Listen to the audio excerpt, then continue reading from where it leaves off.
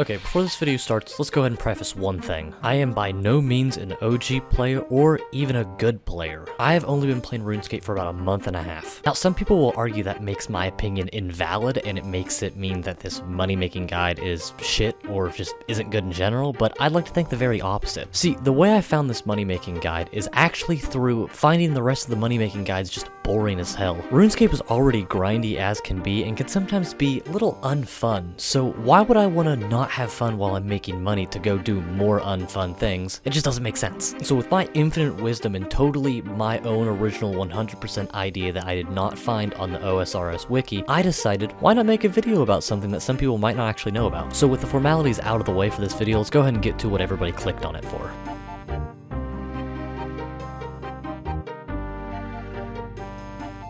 So what you're going to need for this money-making guide is level 10 construction to be able to teleport to a player-owned house in Taverley. You also need some sort of teleport to a bank. You can use either a crafting cape, ring of dueling, or as I did in this method because I didn't have either at the time, I just used Varrock teleports to run to the closest bank and Varrock on the spawn. Also having high agility so you lose stamina less, using stamina potions or using the agility set that you get for having a high agility is also going to be very helpful as well. So the very first thing you're going to want to do for this method is to buy as many crystal keys as you can get your hands on, as these are going to be what we're going to be using to open the chests. At the time of currently editing this video, crystal keys are about 20,000, a little over 20,000. When I was recording a couple days ago, it was about 19,000, so they do fluctuate a little bit, not too heavily from what I've noticed. The lowest I've seen a drop to is high 18,000s, and right now it's the highest I've ever seen at 20,000. So the idea to this method is pretty simple. Once you buy all of your stuff that you need from Varrock, you go ahead and just teleport to your house that should be in Taverley, take a direct right as you see in the video, go and open the door that you see, and just run straight to the chest and open them. And that's really about it when it comes to this money-making method. The method itself is pretty simple, so I'll go ahead and get into the whys of why you should be doing it and what you should be looking for when you open up the chest. So every single time that you open one of these chests, you are guaranteed an uncut dragonstone. The crystal key itself costs about 19 to 20,000. So depending on when you're watching the video, as the price can fluctuate, at the time of recording, a dragonstone is going for about 13,500. The dragonstone raises to 14,000 for some reason. For example, with the price of the key and the guaranteed dragonstone you are getting, you only lose about 6,000 to 7,000, which losses are not good in a money-making idea, but the chances that you only get the dragonstone is actually quite low. An example of other items that you can't be getting along with the uncut dragonstone are coins, really expensive runes, rubies and diamonds, coal, runite bars, loops and teeths of the keys that you are using, adamant shields, and rune plate legs. Just to run through those prices just for anybody who doesn't feel like looking it up or isn't really knowledgeable about the whole aspect of how much things cost. Diamonds, which when you drop them are guaranteed to drop you 3 every single time, are about 2,000 coins. Runite bars, which also drop 3 every single time, are about 12,500 each. And rune plate legs, which are really difficult to get, are going for about 38,000 currently. Now this comes into the warning of the video. The fun aspect of this is the rolling for chance of different items you can get, as how much money you make through this method really varies on how good your pools are, and sometimes they can be really bad and you can lose 10, 20,000 out of it. So a rule of thumb that I have been going by is if you don't have enough money to at least get 15 keys, I would kind of try and stay away from this method, as